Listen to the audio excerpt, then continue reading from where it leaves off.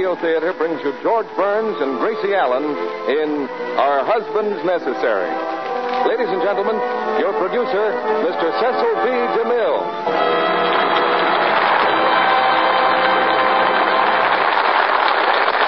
Greetings from Hollywood, ladies and gentlemen.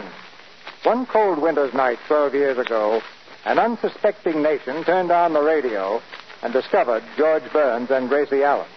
The microphone hasn't been the same since. Naturally, we are all a bit nervous in the Lux Radio Theater tonight, but you understand that if anything unusual happens, it's due to circumstances entirely beyond our control. This week, we borrowed George and Gracie from their usual Tuesday night habitat to appear in a full-length play. What they'll do to it, no one can predict.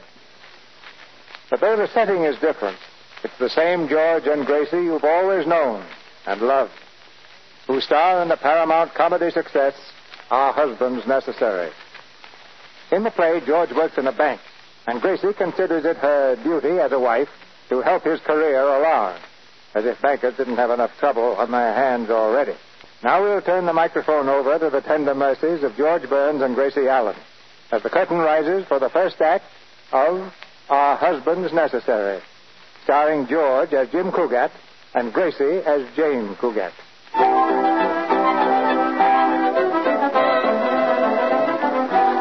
Mr. and Mrs. Cougat are normal, everyday man and wife. Well, Mr. Cougat is normal. His wife is either above or below. It's hard to tell. On the normal, everyday morning, Jim Cougat jumps out of bed at 8 sharp, rushes through his shaving, rushes through his breakfast, rushes upstairs to kiss his wife goodbye. This being a normal, everyday morning, Jim Cougat is rushing. Oh, Janie, I'm leaving, Janie. Oh, good morning, Jim, dear. Are you ready for me to pick out your necktie? Oh, never mind, sweetheart. I've already got one on. Oh, let me see the one you picked out. I knew you needed me. Take it off, dear. What's wrong with it? Well, it's red, and you should never wear red with green. They clash. Janie, I've got on a white shirt and a blue serge suit. I'm not wearing anything green. Oh, yes, you are. I laid out your shorts myself. Oh, those. Well, thanks for saving me from a terrible social blunder. You're welcome, dear. My goodness, I hate to think what you look like after Junior arrives. I won't have much time for you then. Yeah, I'll probably put on a hat that doesn't match my suspenders. And everybody will laugh at me. Ah, but it'll be worth it. We'll have a little boy of our very own. Do you still think you'd rather adopt one? Yes, Jim. I suppose I should be ashamed of myself. I suppose I'm just weak, but I couldn't stand to see you suffer. Well, maybe I wouldn't suffer so much. Oh, well, all fathers do, especially the first time. The husband of a friend of mine almost lost his mind. Really? Yes, he was afraid he wouldn't be there to call a doctor. So for days he just sat by the telephone and ate nothing but a few radishes and a small chunk out of the mouthpiece. I guess it's pretty hard on a man. My friend finally told him to call the doctor, and he did. But when the doctor got there, he couldn't do a thing for her. He couldn't? No, he was a veterinary. Well, goodbye, Janie. I couldn't take a chance in making a nervous wreck out of you. You've got to be at your very best when Mr. Atterbury makes you the new vice president of the bank. Well, don't count on that job too much, Jane. Chuck Raley is being considered, too. But you're the smartest, cleverest, most brilliant man in town. Oh, now, wait a minute. Oh, it's true, Jim. I tell that to everybody when they ask me what I ever saw in you. Well, that's nice. You just lack confidence, that's all. If you'd go right into the president's office and say, Mr. Atterbury, Oh, wait. I've got a wonderful idea. What? I'll go to Mr. Atterbury and tell him you're the only man for the job. I'll make him listen. Oh, no, you won't. Well, why not? You know how clever I am. That's exactly what I mean. You stay away from Atterbury. Don't ever let me catch you talking to him. All right, dear. But if I had the chance, I still think bless you, I still think I could wrap Mr. Atterbury... Jim, did you sneeze? Yes. Oh, you poor darling. Don't get excited. I've sneezed before. Jim, you better not go to the bank today. You may be dangerously ill. Oh, stop being silly. Oh, I mean it. Tell me the truth, dear. When you first got up this morning, did the floor feel cold to your bare feet? Well, yes. I knew it. And when you took a hot shower, did the water feel warm? Well, yes, but... You see, you've got all the symptoms. Symptoms of what? Oh, well, they could develop into anything. Stick out your tongue, dear. Ah. Oh, my goodness. You've got a temperature of 104. You can tell that from my tongue? Oh, sure. All you do with a thermometer is put it in your mouth, and your tongue is already in your mouth. But I don't feel... You get your clothes off and get back to bed, Jim. I'll bring you some medicine. Oh, Millicent. Oh, Millicent. Yes, sir? Here I am. Where do we keep our medicine, Millie? Well, I put it in the medicine cabinet, ma'am. Well, what a clever idea. Before you came, I just put it any old place. Well, come along into the bathroom and help me pick out some medicine for Mr. Cougat. What ails this Cougat, ma'am? Nothing. He's perfectly healthy. But healthy folks don't need no medicine. I'll tell you a little secret, Millie. I want him to think he's sick, so I can run down to the bank and have a talk with his boss. You sure have a caution. Well, open the cabinet and let's see what we have. Yes. As long as he's not sick, I'd rather give him something that tastes nice. Well, the pink stuff in that big bottle is mighty sweet and soothing. I took some when I had a misery in my tooth. All right, I'll try it. The label is full of things with funny Latin names. But I don't suppose they could hurt him. After all, it says 97% alcohol. That only leaves 3% Latin. Now, don't you breathe a word of this, Millie. Oh, I won't, ma'am. Well, here's your medicine, Jim. How are you feeling now? Gee, it's the darndest thing. I felt swell when I got up. And now I'm starting to ache all over. Oh, naturally, but I think we caught it in time. Now, keep covered up, Jim. You can't afford to have a cold when we adopt Junior. It might be hereditary. Oh, sure. Well, I've got some errands to go do downtown, so I'll go along. I won't be long. Jane, wait a minute. Yes? Remember what I said. Don't go near Mr. Atterbury. Jim, you don't trust me.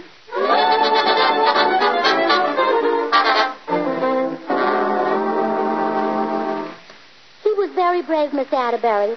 He wanted to come to work, but I forced him to stay in bed. Oh, poor boy. Well, tell him he needn't worry, Jane. Tell him to take a week off or even a month off. Without pay, of course. Without pay? Yes, money isn't everything. Oh, I'm afraid we couldn't afford that, Miss Atterbury. Not with Junior on the way. Junior?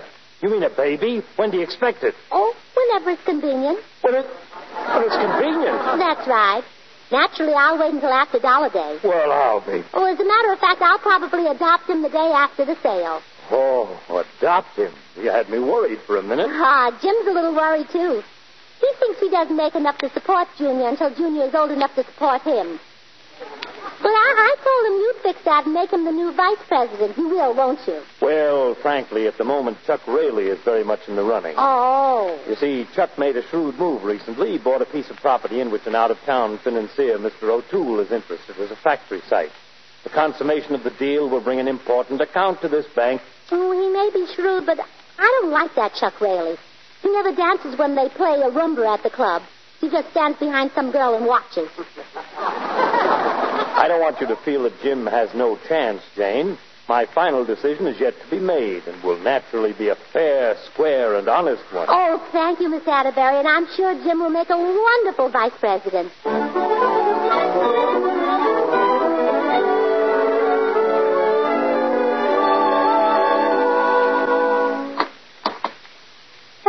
Again, dear. How is my precious patient feeling now? Not so bad. I guess I was pretty sick. But I'm the type that fights back. Oh, you're sweet. Where have you been? I've been fine. I guess your disease isn't contagious. No.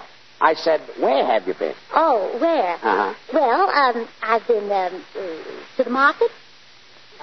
Are you asking me or telling me? I'm telling you. I went to the market to get you a big, thick T-bone steak. Jane. But all I could find was a big, thick fish. I don't know if it had a T-bone, but it had lots of other bones. Jane. So I decided... Jane, are you sure you went to the market? Have you been taking your medicine, dear? Yes. Are you sure that you didn't... How much have you taken? 3 spoonsfuls. Oh, that's not nearly enough. I'll pour you a big glassful. Well, I don't think I'd better, Jane. That stuff seems to make me kind of dizzy. Here, drink it down. Oh, all right. Gee, it's awful.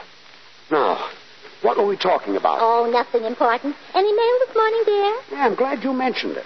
I got a notice that another installment is due on those silly lots you bought last year. Of all the idiotic things you've ever done... How about another glass of medicine, dear? No. Of all the idiotic things you've ever done, buying those lots was the worst. 16 of them. Right on top of a swamp that was filled in 1888. Here's your medicine, dear. Oh, all right. Now, how did you ever let... Say, that's the darndest stuff.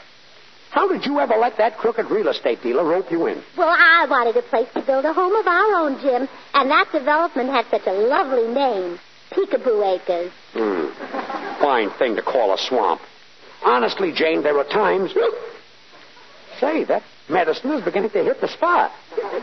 I've got sort of a warm, healthy glow. More, dear? Sure, fill her up. Stuff's a regular tonic. Must have the prescription renewed. Well, here goes. Oh, well, I'm sorry you're so mad about the lot. Oh, never mind, sweetheart. Just forget the whole thing. You're such a nice husband, Jim. But I'm so stupid. You're nothing of the kind. You're the best in the world in a wife. What did you say? I said you're the best in the world in a wife. What's the matter? Can't you understand English? No, don't you mean understand English? That's politely I said. Jim, are you getting a fever? An honest-to-goodness fever? Oh, don't be ridiculous. Never felt better.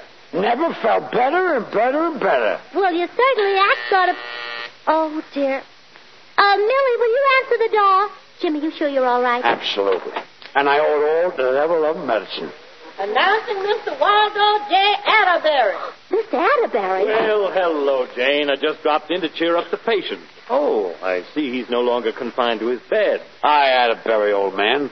Pull up a chair and rest your surplus. Well, I must say, Jim, that you scarcely sound like a man whose health is impaired. Who said it was?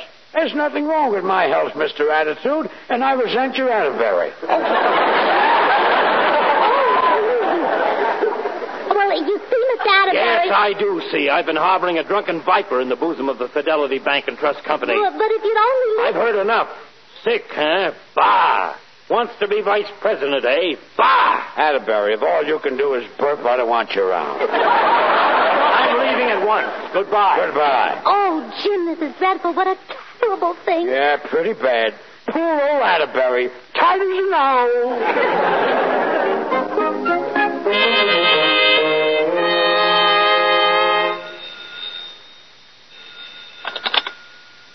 Hello?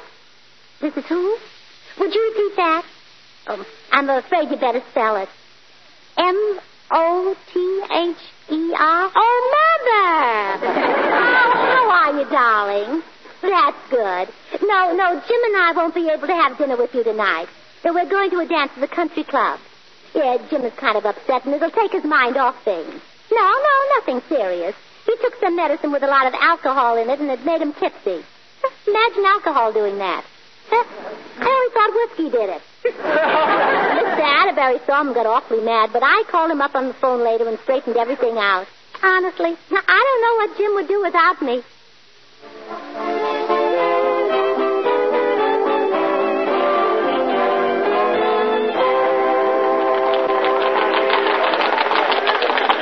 Thanks for the dance, sweetheart. Let's go out on the terrace and find our table. All right. Well, good evening, Jim, and how is my unworthy opponent this evening? Now, see here, Chuck Rayleigh. Shove off, Chuck. You're not wanted. Well, those are harsh words, my boy, especially from one of the hired help, who will soon be taking orders from me. You're celebrating a little too soon, Chuck. Really? Don't forget, I own the land that means a big account for old WJ. That makes me the fair-haired boy. Oh, ignore him, Jim. He may think he has influence, but so did Mussolini's son-in-law. You said it. Well, have your laugh now, Jim. I'll have mine when you're looking stamps to put on the vice president's mail. Listen, you conceited bag of wind. It's Jimsy! Oh, my sweet old Jimsy Whimsy Boojum! Huh? What? It's me, Myra. Don't tell me you've forgotten little Myra. Well, I'll bet one of my special kisses will take that blank look off your face. Hey, wait a minute. There. Remember me now? Someone you know, dear? Yeah, it's Myra from my hometown. Went to school together. Myra Rutledge. Yes, I'm spending a week with some friends here. Oh, gosh, what a dull town. But it won't be now that I've met my sweet old Boo Jim. That's what makes you so sure. Our sweet old Boo Jim. Who's she, Jimsy? My wife. Oh. Well, that's Myra, always putting her foot in it. Who's your handsome boyfriend? That's Mr. Raley, Chuck Raley. Why don't you and Myra have a dance, Chuck, old man? Sure, let's go inside, beautiful, and be the handsomest couple on the floor. In a minute, Chucky. Jimsy and I want to talk over old times. Don't we, you old Boo Jim? Well, So you're actually a married man? Well, gee, am I surprised. What's so surprising about it? Well, he used to be so bashful. Of course, he's had his moments. Myra, why don't you and Chuck have that dance now? All right. But I'll be back, you old Boo Jim. Come along, Chucky. Okay, beautiful. Oh, boy. What a relief. Your friend Myra is very lovely, Jim. Such big eyes with circles to match. That man-crazy female is no friend of mine. I never could stand her.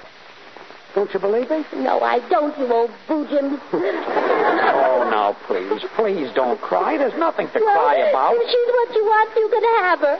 I won't stand in your way. She's not what I want. Oh, don't try to spare me, Jim. See, you don't need me now that the old flame has been rekindled. You can't burn your candle at both ends. Sweetheart, if you'll only listen. Well, back again, Jimsy. Oh, yeah, so soon? Yes. I was telling Chucky about that tricky little step we used to do, and he wants to see it. Yeah. Look, Myra, I'm kind of tired. Oh, don't, Jim. Dance with her. But, sweetheart, Oh, dance with her, Jim. Dance the night away. I'll just sit here with my memories. Oh. Now, you see, your wife says it's all right. But come on, Jimsy. Okay, but you don't have to yank my arm off. Jealous, Janie? No, it doesn't matter. Nothing matters now. Well, you sound pretty low. How about a drink to drown your sorrow? A drink? A drink? Yes, I'll have one. I'll show him that I don't care. Order me a cherry phosphate.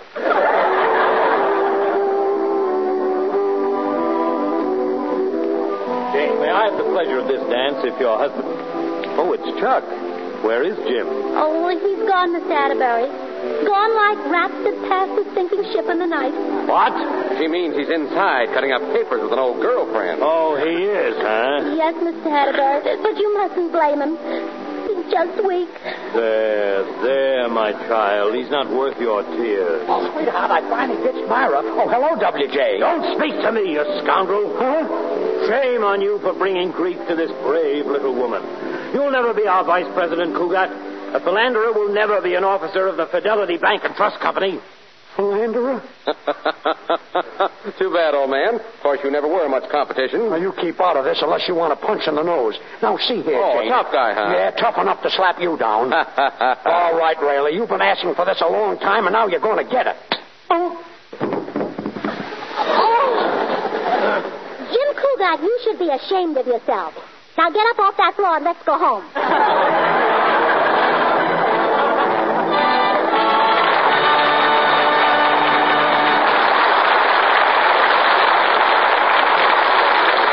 George Burns and Gracie Allen will return in a moment for Act Two of Our Husbands Necessary. Now, our producer, Mr. DeMille. Act Two of Our Husbands Necessary, starring George Burns as Jim and Gracie Allen as Jane.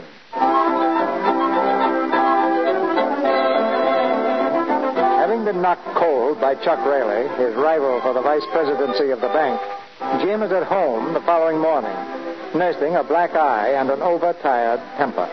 Consoling him is the cause of all his woes, Jane. Is that piece of steak helping your eye, darling? I guess so. I never could have gotten it, but I told the butcher we needed it for medicinal purposes.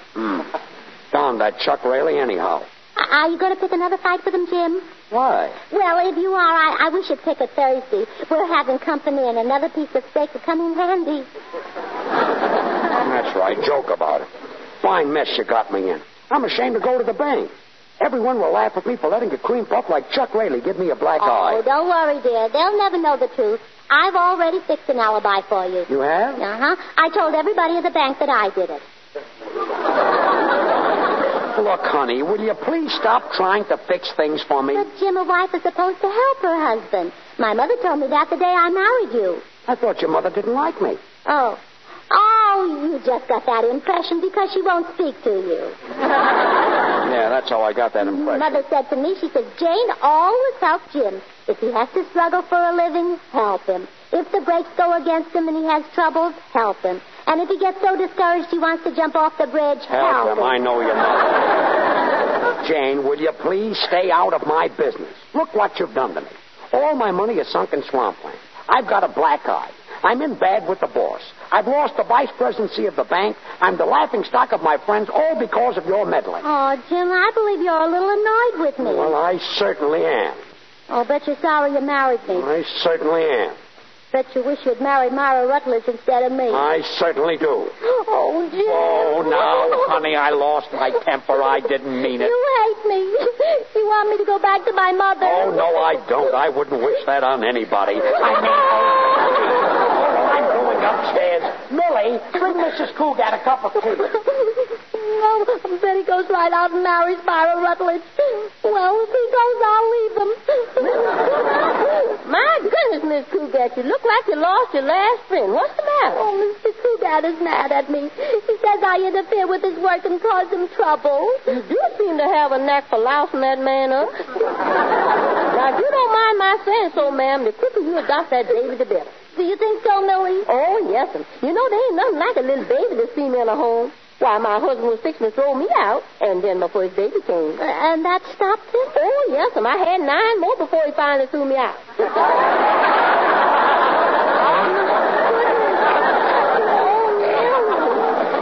children? Yes, sir. Oh, I don't think Jim would like that many. Although, come to think of it, there were 12 children in his family, 6 sets of twins. None but twins? Uh-huh. Jim's father made bookends for a living, and it affected his whole life.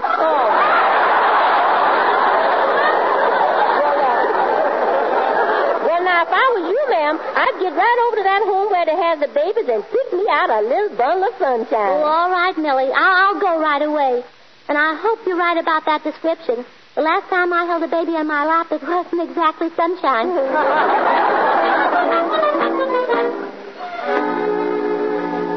I'm sorry, Mrs. Cougat, but there's a waiting period of 6 months between the time you apply for a baby and the time we can let you have one. Oh, dear, 6 months. Couldn't we cut that down just a teeny little bit? Possibly. When would you want the child? Today. I'm afraid that's impossible. You see, we have to make a complete and thorough investigation of both you and your husband. Oh, well, I can tell you everything you want to know. Let's start with Jim. He's honest, dependable, brown hair. He doesn't drink. He smokes a little, but he doesn't inhale. And he dances divinely. And, he's very cuddly. That is not exactly the type of information we need. Our questions concern your husband's character, his position, his finances. Is he financially able to care for a child? Oh, my goodness, yes. Jim does very well. He earns money almost as fast as I can spend it. I see. What does your husband do? He's a banker. Oh. Yes, he's practically the president. They couldn't get along without him. I see. Well, we can confirm that by telephoning the bank. Oh, don't call the bank and ask about Jim. Why not? They think he's a dope. I am becoming more and more convinced that a complete investigation is necessary in this case. However, as long as you're here, we might as well fill out the questionnaire. Which would you prefer to adopt? A girl baby or a boy baby? Oh, a boy. I thought it would be nice if I could find one that resembles my husband. Wives frequently make that request. Could you describe your husband? Oh, better than that. Here's a picture of Jim. If I were you, I believe I'd abandon the idea. Don't you have any babies right now that look like him? To my knowledge, we never have had one. Well, maybe one will show up. Maybe you just missed it. Possibly. I've only been here 30 years. Let's get on with the questions. Have you got a yard for the child to play in? Well, it's... Oh, yes. I've got a real playground for the baby. You have? Yes, it's a piece of property I bought. It's just a place for the baby to play. There are no houses, no people, no traffic. Really? Yes, it's a swamp.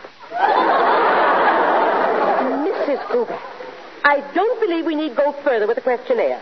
I am convinced that you are not the type of person with whom I could entrust a baby. Oh, but I'm wonderful with babies. Honestly, I am. I know how long to boil a bassinet and how to fold his little three-cornered formulas. I know all I am those... sorry, but the matter is closed. We cannot consider your adopting one of our babies. Oh, dear. Well, I have to get in good with Jim some way. I either have to get a baby or make him a vice president. I suggest you try the vice presidency.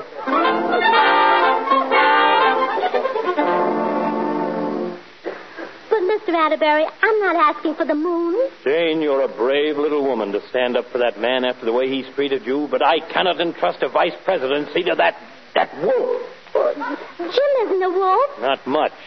I watched him dancing with that Rutledge woman last night. I saw how tight he held her. Oh, well, that wasn't Jim's fault. He has to hold on when they play a fast number. There you go, protecting him again. You better tell Jim to forget the vice presidency, Jane. I'm sorry, but Chuck Raley is the man for the job. Oh, Chuck Raley. He's nothing but a big bully, hitting my poor Jimmy in the eye. If Jim's as big as he is, why didn't he hit him back? Because Jim happens to be a gentleman and a very poor fighter. Well, you tell Jim that he's lucky to have a job in this bank at all. Chuck Raley had the foresight to buy up the very best factory location in town. And once that factory is built, we get the O'Toole account. That's why I'm making Raley the vice president. Well, that certainly doesn't sound fair. That's one of the first laws of business, Jane. You scratch my back and I'll scratch yours. Yes, we'll probably cinch the whole deal at the party I'm giving for Mr. O'Toole this weekend. Oh, a party. Oh, that's wonderful. Jim is a scream at parties. He rolls his pants up so his garters show, and then he sings The Last Time I Saw Paris. Oh, he's wonderful. Yes, I'm sure it's very hilarious, but Jim won't be there. Oh, yes, he will. I'll bring him myself. I'm sorry, Jane, but Jim is not invited. I can't risk having him mess up this deal with O'Toole. But, Mr. I'll be Atterbury... glad to invite Jim to a party if he ever brings me a big account like Chuck did. Remember what I said about business, Jane. You scratch my back, and I'll scratch yours.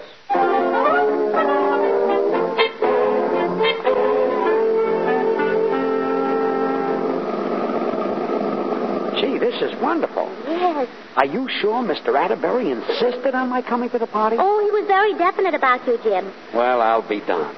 Maybe I'll get that vice presidency yet.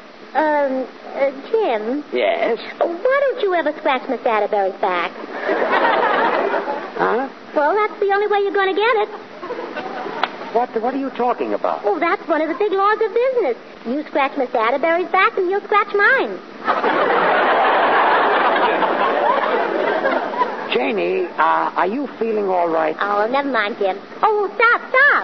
You almost passed Miss Atterbury's house. Boy, what a mansion. That's the kind of place we're going to have when I'm running the bank. Come on, Janie. Here comes Chuck Raley. Oh, quick, Jim, put on your glasses. I'm not afraid of him. Gee, where are they? Well, hiya, Cougat. How's the eye? Oh, hello, Jane. Mighty sporting of you folks to come and see me get the vice presidency. We haven't got it yet. Are you kidding? O'Toole is drooling for my property to build his factory on. Very well give me the bank and throw in his house, his stocks, and probably his wife. In fact, everything but his new Austin. He thinks more of that than he does his wife. Oh, that's terrible. Oh, yeah? Show me a wife that gets 57 miles to the gallon. Oh, come on, Jane. Let's go in the house. Yes, sir, O'Toole. Oh, here comes Mr. Atterbury. Oh, that must be Mr. O'Toole with him. Hello, Mr. O'Toole. Hello, Mr. Atterbury. Hello, WJ. What? Why, Cougat, what are you doing here? Huh? What? Well, here we are, Mr. Atterbury. Better late than never. I differ with you. Well, Atterbury, are you going to introduce me? Oh, yes, of course, Mr. O'Toole. Oh, This Mr. O'Toole, is it? Faith, and I've heard what a great businessman you are, Mr. O'Toole. But no one was after telling me you were such a handsome devil. Well, I haven't heard a brogue like that in years. You know, Claudine, I was fearing this would be a dull party. But the likes of you could brighten a wake with your beguiling smile and your eyes as blue as the lakes of Killarney. Hush, stop with your blarney now. Sure, and it's me you've got blushing. In front of James, whom I'm hoping you'll use your influence to make vice president of Mr. Atterbury's bank. About my Austin, O'Toole. 57 miles to the gallon. I wouldn't sell it for 5,000. Yes, I know. Carly, who did you say you were after wanting to be vice president of the bank? Mr. James Cougat. Oh, Cougat? There, I've got an idea, O'Toole. Hop in and I'll take you for a ride in my new Austin. 57 miles to the gallon. I wouldn't sell it for $5,000. No, sir, I wouldn't. Atterbury, dinner is served. Oh, come along in the house, Mr. O'Toole. We mustn't let dinner get cold.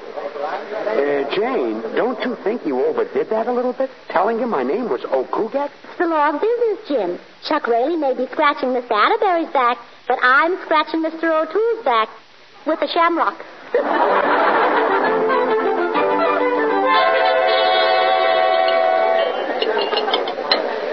Did you enjoy your dinner, Mr. O'Toole? Oh, fine. But I'd have enjoyed it more if you had seated me next to that little Irish girl. I think she wanted to talk to me. Well, you see, I thought we could discuss a little business, Mr. O'Toole. Oh, here she comes. Well, Carly. Oh, Mr. O'Toole. Sure, and we got separated in such a hurry, I didn't even get a chance to introduce myself. I'm Jane O'Kugat, and this is the man I mentioned, Mr. O'Kugat. How do you do? Mr. O'Kugat, a pleasure to shake your hand, sir. Thanks. Oh, it is a mighty pretty daughter you have here. Jim is my husband. He's the man I want you to use your influence to make the vice A president. toast, ladies and gentlemen. I propose a toast to that brilliant young man whose foresight provided the property Mr. O'Toole needs for his factory. The next vice president of the bank, Chuck Rayleigh. Jane, Mrs. Kugat. Well, I don't care. I think my husband ought to be vice president. Chuck Rayleigh has pulled the wool over your eyes long enough. Now, why don't you give Jim a chance? Oh, fine. Another toast, ladies and gentlemen. A toast to Mr. Terence O'Toole, a great man, a self-made man. Come, Mr. Atterbury. There's nothing so great about being a self-made man. I never mentioned the fact that when I was a lad, every morning of my life I had to crack ice in a pitcher to wash myself and then trudge 6 miles through the freezing snow to school. I never mentioned that. That's nice never mentioning. Nevertheless, I say you are a great man. And I say great, ladies and gentlemen, because, believe it or not, Mr. O'Toole never got past the 8th grade in school. Jim is even greater. He never got past the 5th grade. Oh, come on, Jane. We're getting out of here right now. Oh, goodbye, everybody. Nice party. Well, Jane, this time you really fixed me good. Oh, thanks, Jim. I thought I handled it very well. Oh, yeah. Well, come on, let's go home. Oh, wait, Jim. Just for a minute. I want to see what it's like to be the wife of a bank president. And how can you do that? Well, I'll sit in Mr. Atterbury's Austin and make believe I'm driving to the Ritz. You know, to have lunch with some other bank president's wife, like Mrs. First National or Mrs. Farmer's Trust. Oh, yes, Mrs. Piggy will be there, too. Her husband owns all the piggy banks. Oh, Jim. Jane, don't touch that Austin. You know how much Atterbury thinks of it. Well, I won't hurt it, dear. Oh, look at all these cute little gadgets. Now, Jane, come out of that car. Hey, don't touch that thing. Oh, look, Jim. Jane, that's the starter. Jamie, you're moving. I know, and so is the car. Jamie, stop. Stop the car. Oh, there are too many gadgets. Jamie, look out. You're headed for a tree. Oh, Jimmy.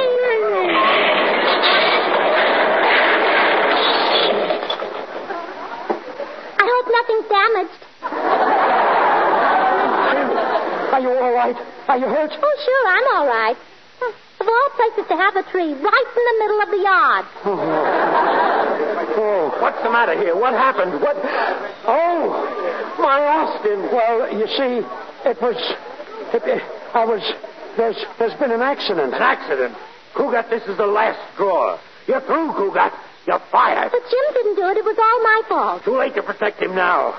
Oh, my beautiful Austin, it gets 57 miles to the gallon. My lovely Austin that I wouldn't sell for $5,000. I would if I were you.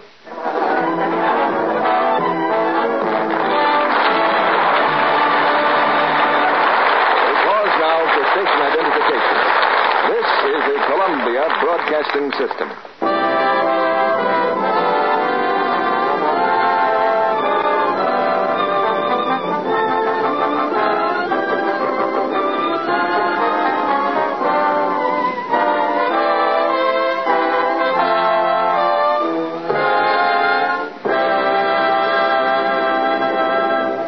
Of Our Husbands Necessary, starring George Burns and Gracie Allen, follows after a brief intermission. Mr. DeMille returns to the microphone. After the play, we'll make a strong attempt to find out what Gracie Allen is really like. But here's the third act of Our Husbands Necessary, starring George Burns and Gracie Allen.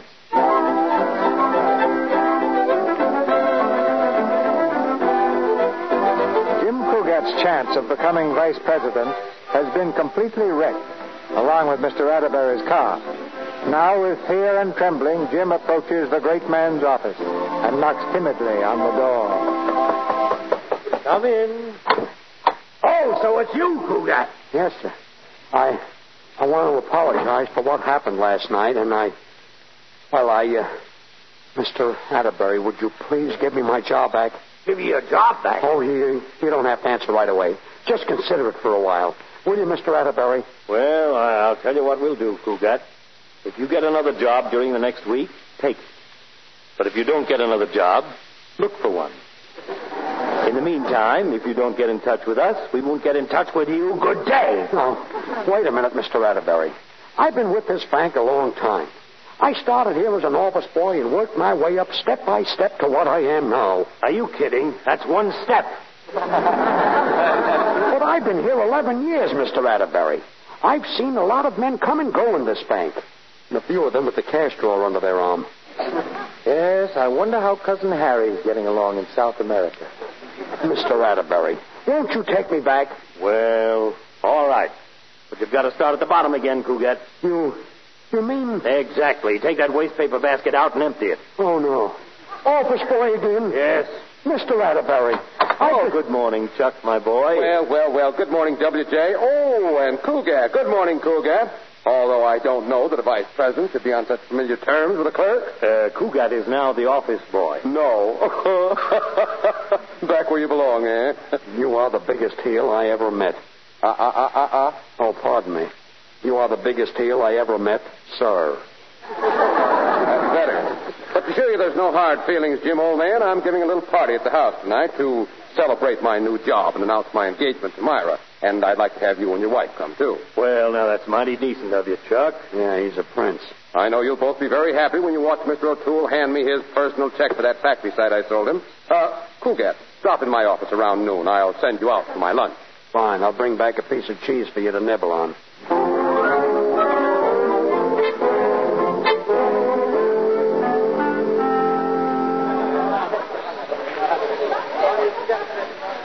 I wish I hadn't come to this darn party. Oh, now, Jim, they'd only think we were poor sports if we hadn't. Come on, smile. Don't let them see you sulking. Be gay.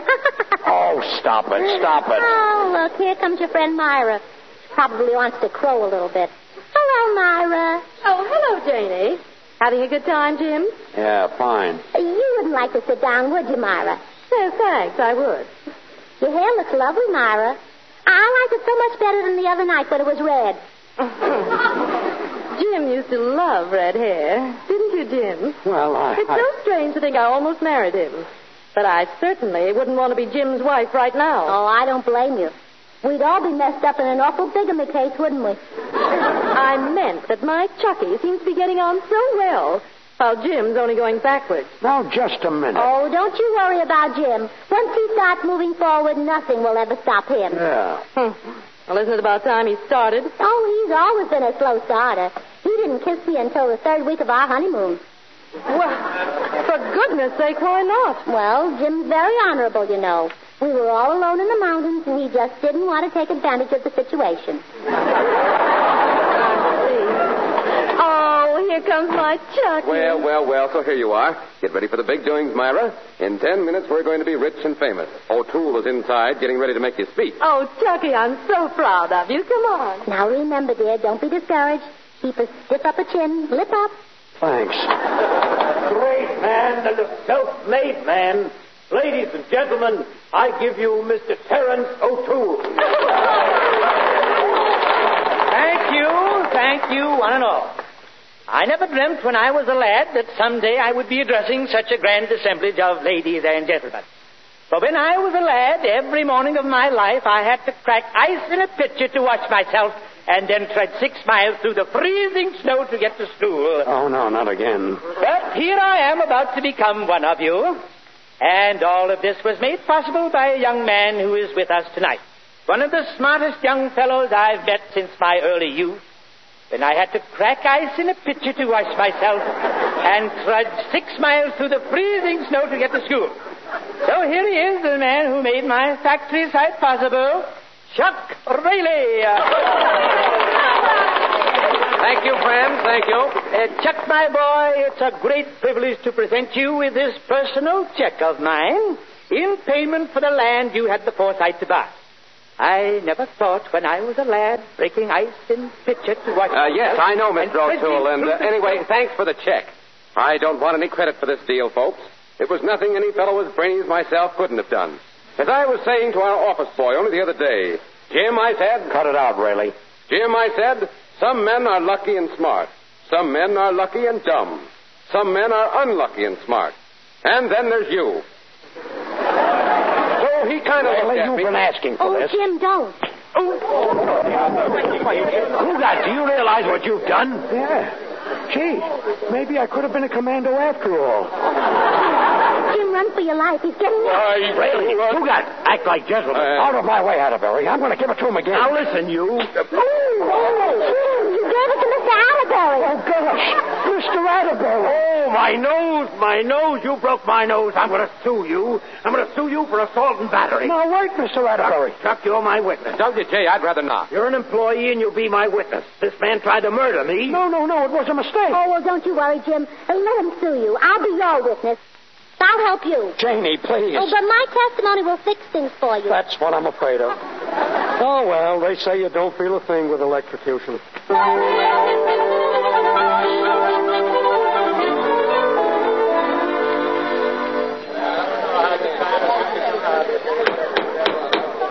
Order! I want order in this court. Mr. Prosecutor, this trial is preposterous. What should have been a 10-minute affair is now in its fourth hour. I can't help it, Your Honor. Heaven knows I've tried, but I simply cannot get a coherent story from this witness. Well, I'm doing the best I can. Your best, madam, is none too good. I'm warning you, Mr. Prosecutor, unless you can get some sense out of this witness, I will be forced to dismiss the case. All right, Mrs. Fugate, we'll try again. From the beginning, and in words of one syllable. From the very beginning? Yes. All right. I swear to tell the truth the whole time. No. We don't have to go all the way back to that. Is that a new suit you have on? It's awfully pretty. Thank you. Now, Mrs. Cougat, your husband is accused of assault and Jim battery. used to have one exactly like it. Oh, you don't say. Now, the chief witness... He gave it away, though. He hated it. Mrs. Cougat, will you stick to the facts? Well, you don't think I'm lying to you, do you? I mean to the facts of this case. Oh. Now, then, the chief witness for the complainant is Mr. Chuck Rayleigh. You're acquainted with him, are you not? Oh, yes. Hello, Chuck. Hello, Janie. See? Yes. Yes, I see. Naturally, it would be superfluous to ask you whether you know the dependent also, since he is your husband. Oh, well, I know him all right. As a matter of fact, I knew him even before we were married. Yes. Obviously, though, he didn't know you too well. Your Honor, can't we do something to hurry this case along? I've got to make a train. Yes, Mr. Rayleigh and I are leaving for Mexico to be married. Well, if Mr. Atterbury will withdraw the charge, I shall be glad to dismiss the case. After which I will retire to my private chamber and get plastered. I will not withdraw the charge. I want justice. Well, I'd be glad to let Mr. Rayleigh leave if you have any other witnesses. Have you? No, Your Honor. The only other witness I have is Mr. Terence O'Toole, who is not in court. He's out at the factory site looking over the land he purchased from the witness, Mr. Rayleigh. Mr. Rayleigh will have to stay. But, WJ, I ought to catch that train. What's the matter with you, Chuck? You've got hours before your train leaves. Yeah, I know, but, well, all right. Look, friends, I hate to interrupt my trial like this, but would it help if I pleaded guilty and got this thing over with? You would do us all a great favor, Mr. Cougat. Oh, no, Jim, you'll do nothing of the kind. But it will save me the trouble of convicting you, Mrs. Cougat. Well, what trouble is it? I'm helping you. Mrs. Cougat, do you mind if I make a statement? Oh, go right ahead, Judge. After all, it's your court. Thank you. Mrs. Cougat, I have been sitting on this bench for 20 years. Would you like a cushion? Mrs. Cougat, I have been a judge for 20 years, and in all that time I have never met a witness whose testimony or whose mental processes could even remotely be compared with yours. Oh, Judge, you're sweet. Yes, I am an old doll. In the first place, you had the effrontery to walk in here 40 minutes late this morning. Well, and I couldn't help that, Your Honor. I had to go to the doctor. Indeed. And may I ask why? Well, because I had a dizzy spell. Really? How could you tell? People know when they're dizzy, don't they? Some people. Mr. Prosecutor, we will get on with the case, if you please. you may take your little shovel and continue digging your political grave with this witness. Yes, Your Honor. Mrs. Cugat, this alleged attack on Mr. Atterbury was made at precisely 10:15 last night. Can you tell me what you were doing at that time? 10:15 last night. Let's see now. I got up yesterday morning about 9, and then I had breakfast, and right after breakfast... I'm only interested in last night. Well, I know, but I have to sort of sneak up on it. Your Honor, I think this has gone far enough. I'm going to change my plea. Thank heavens. I've got to get out of here. Well, if it pleases the court, I would like to plead guilty as charged. Brother, does it please the court? Very well, Mr. Cugat. The defendant, having pled guilty to the charges brought by the complainant, it is my duty in law to pronounce sentence upon him. It is therefore my... Just a minute. Where is that Chuck Rayleigh? What is the meaning of this interruption? I'll tell you what the meaning of it is. I want that Rayleigh arrested right now. Silence! Order! Why, Mr. O'Toole, you're completely covered with mud. You're darn right I am. I'm mud from my head to my feet. Oh, don't you think you better break the ice in the pitcher and wash yourself? Are you going to arrest that Rayleigh or aren't you? Arrest Chuck? What for? He knows what for. Don't you, Rayleigh? Well, why no? I have the faintest idea. Well, I've got to catch that train. Grab him. Me and my foreman just drove out to that land he sold us for my factory. We drove out there in a truck. Well, as soon as we turned off the road onto my factory site, the truck sank through the ground and disappeared into a swamp. What? Holy smoke, Janie. You didn't have the filled-in swampland after all. Chuck had it. No. Is this true, Rayleigh? Oh, what's the use? Sure, it's true. I tried to turn an honest dollar, that's all. I suppose you realize our engagement is off, Chuck. Yeah, I guess so. Here's your ring back. It also means that I'll be taking my factory to some other town. Just a second, Mr. O'Toole. Not so fast. I understand that Mrs. Cugat owns a splendid piece of land right next to the railroad. Jane? Oh, sure. Shrewd of me, don't you think? Yes, indeed. And I know you wouldn't mind selling it to Mr. O'Toole. At a profit, of course. Well, I wouldn't mind if it were an exorbitant profit. Would you, dear? Oh, no. Getting rich is one of my hobbies. Well, that's fine. I knew Jim wouldn't mind. After all, as vice president Vice President? Mr. Atterbury. Pardon me for interrupting this beautiful thing, ladies and gentlemen, but I believe we were trying a case at law. Remember? Oh, my goodness. I forgot all about it. Well, we'll start all over again from the beginning. I swear to tell the truth, the whole truth, and nothing but the truth. Case dismissed.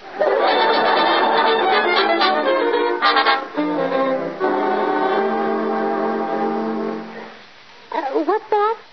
Really, Doctor? Oh, isn't that wonderful? I'm so excited.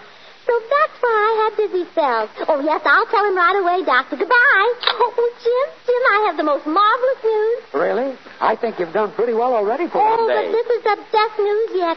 We're going to have Junior after all. Oh, swell. How soon before we get him? October. Well, why wait that long to adopt the baby? Adopt him? Oh, no, we're not going to adopt him, darling. You mean... Gee, you must mean. Yeah, I do mean. Oh, boy. Isn't it wonderful? Oh, boy, I'll say it is. Wait a minute. Wait. It might be twins. Twins run in my family, you know. Remember? My father used to make bookends. Oh, my goodness. Suppose it takes after my family. Well, what if it does? My father made Thousand Island dressing.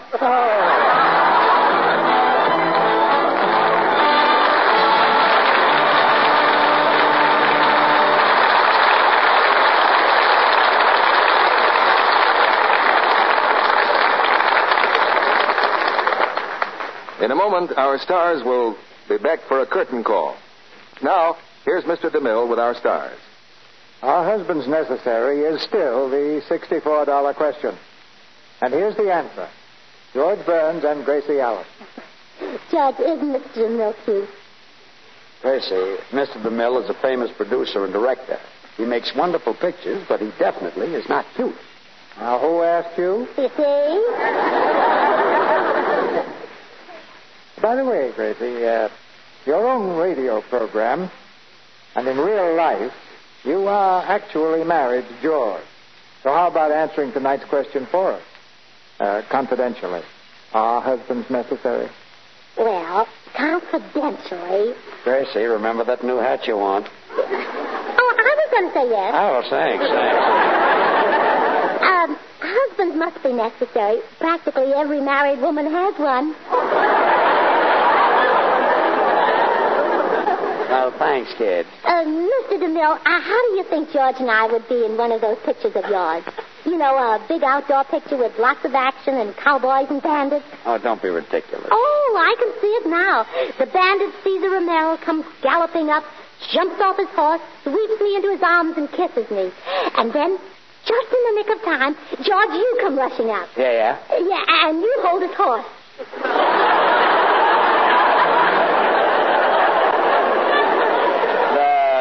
The horse might get away. Well, it's a very expensive horse. I see what you mean. Well, forget it. Well, thanks for putting up with us tonight, CB. What's the show next week? George, tonight we're going to tell the news about next week in music with one of the most thrilling melodies of our day. Listen and see if you can guess the name of the show. This is the Army Mr. Joe. No private room or telephone. You had your breakfast in bed before. Yes, ladies and gentlemen, next week the Lux Radio Theater has the honor and good fortune to bring you Irving Berlin's This Is the Army. The New York Times calls it the best show of a generation. And we'll have the same all-soldier cast that appeared on Broadway, and Irving Berlin himself. The show is now touring the country, playing to packed theaters everywhere. And next Monday night, this tour leads to the stage of the Lux Radio Theater and the radio presentation of Irving Berlin's This Is the Army.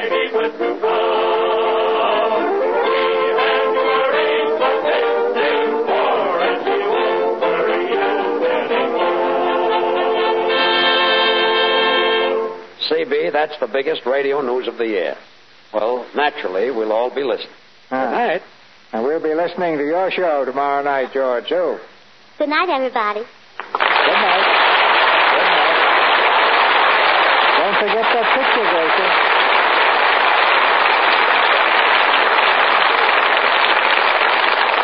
Lincoln's birthday has just passed. Washington's birthday is coming. And there is one way those two men would want you to celebrate this year: by buying all the extra war bonds you can. So fill up all the war stamp books you have around the house and turn them in for bonds right away. 4 25-cent stamps will buy a hand grenade. Why don't you toss a few grenades at the enemy tomorrow?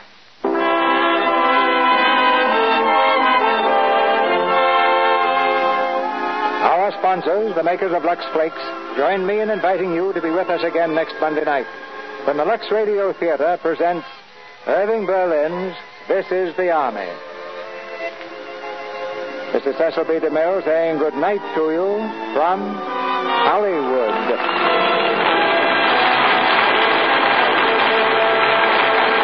The picture, Our Husbands Necessary, was based on the novel Mr. and Mrs. Cougat and was produced by Paramount. Paramount's latest screen hit is the musical success Star Spangled Rhythm. Heard in tonight's play were Arthur Q. Bryan as Mr. Atterbury, John Mather as Chuck, Paula Winslow as Myra, Ruby Dandridge as Millie, Leo Cleary as Mr. O'Toole, and Verna Felton, Norman Field,